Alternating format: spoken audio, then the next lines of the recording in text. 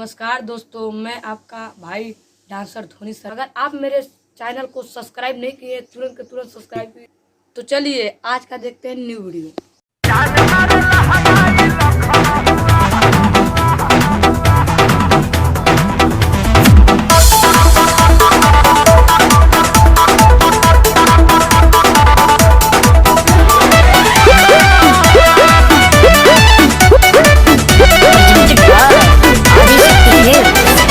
गली में गरदा बुड़ा बता चली मचला लइकन में खला बोली।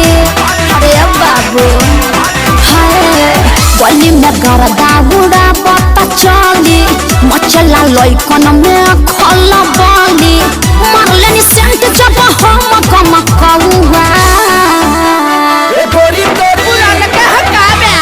अरे ना होई खेसरिया के हा गोरी तोरी चुनरी बझल कौआ जान मारल हमाई लखना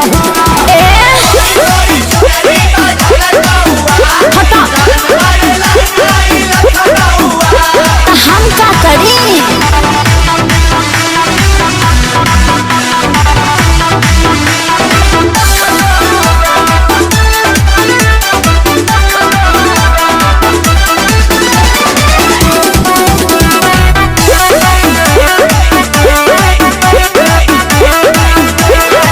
कातिल जवानी फरे बिया दाबा एही पाया बाबू दुनिया फिदा बा। गौवा जवाहर हिले शहर बाजार हिले तोहरे यादा पमोने यो पे बिहार हिले सचो अरे हाँ हो विद्या कसम कातिल जवानी फरे बिया दाबा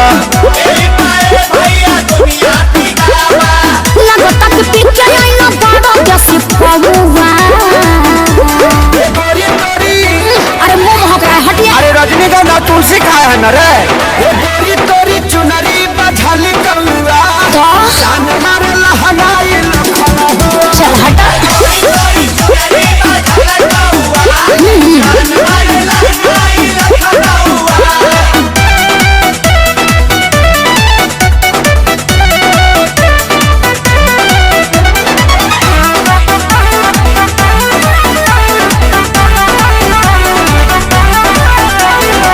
झुमका पर झारखंड बापा गलाइल पूर्वांचल के दिल नथिया पर आयल। तोहरा पर पड़ल बा नजर रंगा बाज के हरदी लगाही ले चिरई उड़न बाज के अरे सब बुझाता पटना ले जाता का बनवा झुमका पर झारखंड बापा गलाइल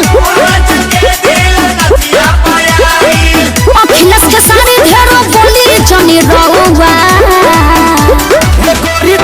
अरे बुलाए का सोनू जी को श्यामो आकाश के बुलाला चुप रहा।